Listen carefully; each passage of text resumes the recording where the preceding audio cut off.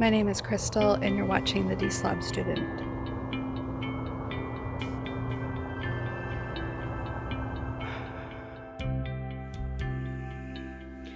I just got done crying a little bit on a Marco Polo to my cousin. She and I had a really great visit when I was up in Idaho last month, and we've chatted a couple times, and she was just asking about me and checking in on me, and yeah, I think I'm gonna share with you the first video I sent her where I was wearing my strawberry earrings before I lost one of them, and just reminding myself of Will Smith's message that I love so much. I was sharing it with her, and also I'm sharing with her, I'm going to share with you the message that I sent to her about this Redeeming Love movie. And maybe while I'm talking, you can watch me tidy up the bathroom. Hello! I'm wearing my strawberry earrings today, with my strawberry dress on. I'm headed to work this morning, and I was listening to a message that Will Smith has out there on the internet. You know, the Fresh Prince of Bel-Air, Will Smith. And I think I've shared this before, but I'm running across it again, and I'm just super impressed with the message, and I want to share it with you.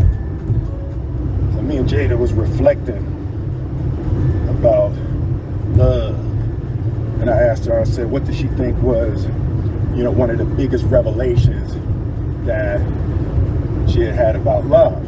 She said that you cannot make a person happy. And I thought that was a real deep idea. You can make a person smile, you can make a person feel good, you can make a person laugh, but whether or not a person is happy is deeply and totally and utterly out of your control. I remember the day I retired. I literally said to Jada, that's it. I retire. I retire from trying to make you happy. I need you to go make yourself happy and just prove to me that it's even possible. And after we cracked the hell up, we started talking about, we came into this false romantic concept that somehow when we got married that we would become one. And what we realized is that we were two completely separate people on two completely separate individual journeys, and that we were choosing to walk our separate journeys together. But her happiness was her responsibility, and my happiness was my responsibility. And we decided that we were going to find our individual, internal, private, separate joy, and then we were going to present ourselves to the relationship and to each other already happy, not coming to each other begging with our empty cups out, demanding that she fill my cup and demanding that she meet my needs. It's unfair, and it's kind of unrealistic, and can be destructive to place the responsibility for your happiness on anybody other than yourself. That's all. Thank you. Love you. Bye. Hey there, Jacqueline. I'm driving in the dark. I apologize.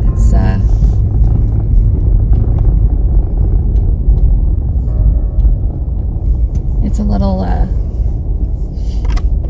typical for me to be driving while Marco Poloing while I drive. There you go. Kind of see me a little bit. I just got done watching the movie Redeeming Love. Redeeming Love is a very, very Christian movie. Very modest, even though the context is not the type you would consider. consider for a Christian movie. And I think I've shared this before, but I'm running across it again, and I'm just super impressed with the message that I love so much. I was sharing with her about this Redeeming Love movie. And I think took my husband to go see it.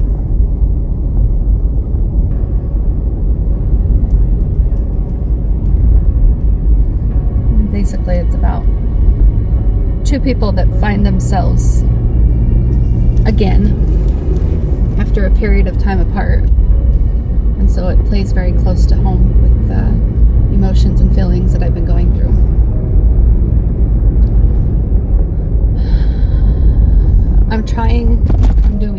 I'm actually doing my best, and I'm doing pretty good at it, at not getting too emotional. And I'm doing what I need to do to practice self-care and self-love and self-acceptance so that I'm not looking outwardly for someone to fill my cup, so to speak, like Will Smith says. Doing my best, but it's really difficult, to be honest. Because my mom is drinking again. I'm supposed to be moving in with her by the end of the month. My husband has offered me again and again and again and again. He keeps offering me ideas on how we can move in together. I mean, how I can move into his space. And the last conversation I had with him about me moving in with him, I told him that I would like to move into an empty home together where we are both equals and we are approaching life side by side, not him reaching out to me and lifting me up. I don't want to choose him out of a state of desperation. I don't want to choose him because I don't have any other choices. If I choose him, I want to choose him in a healthy state of mind where I have options, and I choose him as one of my options. And I don't choose him right now, but yet on a day-to-day, moment by moment, I might choose him many times because he'll make dinner for him and the kids, and he invites me over and we have a decent time, and I'm not expecting anything of him and he's not expecting anything of me, and we're getting along in that sense. But when it comes to the whole marriage bit, he has some expectations that I'm not ready to line up with anymore. I'm not about to sacrifice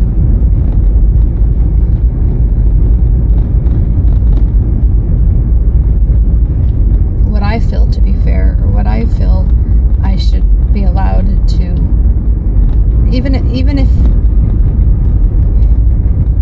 if I agreed with him on things that I should or shouldn't be allowed to do as his wife, I don't feel like I have a safe space to speak my truth. Not yet. And that's why I can't choose him. So that's why I watched this movie, for example, and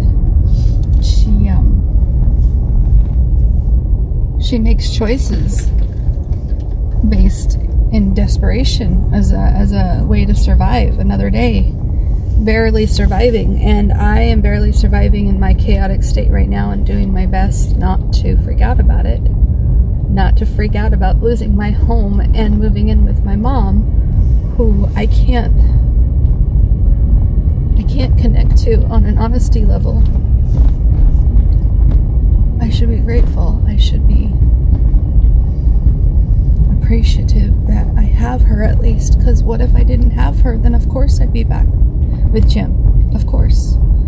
So I'm glad I have this stepping stone to breathe and to pause, and I keep trying to remind myself that this isn't a forever thing. And as you know, I've been struggling with this for a while, and I'm not trying to cry or over talk your ear off or anything like that. It just all started coming up for me as I'm talking. This movie was just a really beautiful romance type of movie where you feel all the emotions afterwards, and you're like, ah, recognizing how it might apply to your own life, you know. Anyways, I just got home to my apartment. Half of the apartment is packed up. I have a few more things in the kitchen, and I have the whole bathroom I have to do, and the furniture in both my room and the kids' room.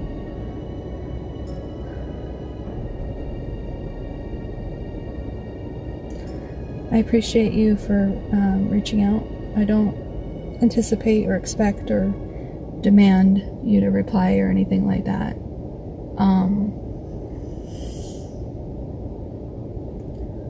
not sitting here waiting for anybody to fill my cup. I'm just sharing with you with where I'm at and doing my best to continue to grow and self-heal and self-love and self-care and all the things I'm supposed to do for myself. But if you do have anything in your cup,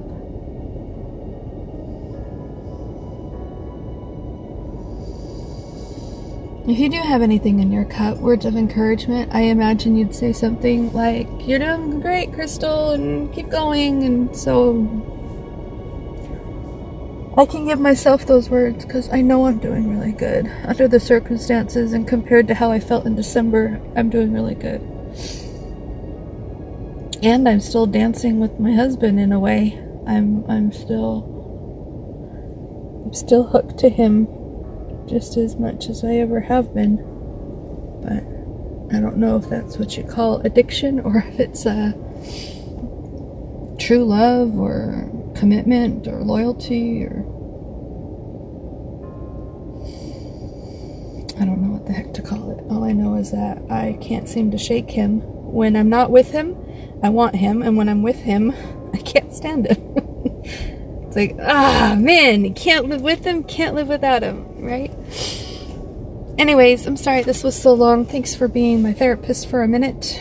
You just allowing me to speak helps a ton. I'm gonna put that on my tombstone one day. I'm gonna say this is my quote that I want to be known by. Expression is the opposite of depression. I say that all the time. Because had I not set it all off, had I not gotten it off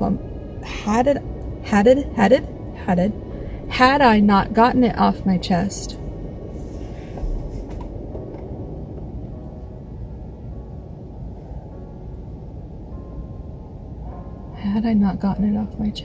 I would have gone to bed with it on my heart. It would have bothered me all night. It would have made me toss and turn. I probably would have woken up early too, but I think I can have a good night's sleep now. You see how tired my eyes are? So thank you for letting me speak.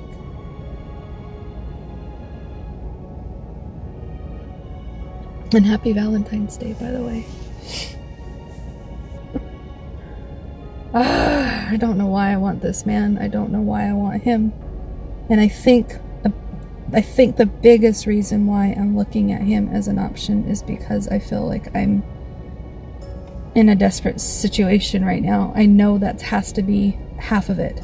That has to be half of the reason why I'm looking at him. The other half, I feel there's something else going on that I'm open to but not ready for, and I'm like,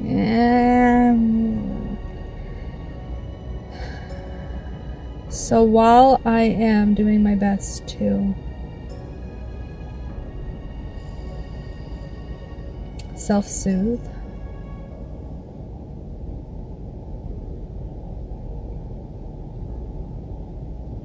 I'm going to continue to pack up my apartment, get rid of things that I don't need to keep, box up the stuff that I obviously am not ready to let go of yet, put it all in storage, and hope that one day I will have a house. Oh, that's what I was going to say, because I asked him if we can move into an empty house together. And I don't know if that means a new house or the same house that he's in, but maybe emptier, without all his clutter, without all his junk, without all his dust and his hoarding computer, whatever he's got. He's so bad. I mean, what I'm trying to say is, I think there's a huge correlation between my hoarding issue and my relationship issue, is because I don't really know who I am if I'm not my husband's wife. And so at least by having my stuff and having control over what I get to keep and the more stuff I have and the more memories and attachment I have, I feel like I am somebody compared to belonging to somebody, you know? Like the girl in the movie, she didn't want to belong to anybody. But she had to keep making her choices based on what seemed like the best options at the time, and that's where I'm at right now. I'm at a crossroads, and I'm not sure which path to take because I'm feeling very limited with my options. So I've boo-hooed and bawled and whined long enough. Thank you so much for listening. I apologize. I love you, and I'm gonna go to bed now. Talk to you later. Bye.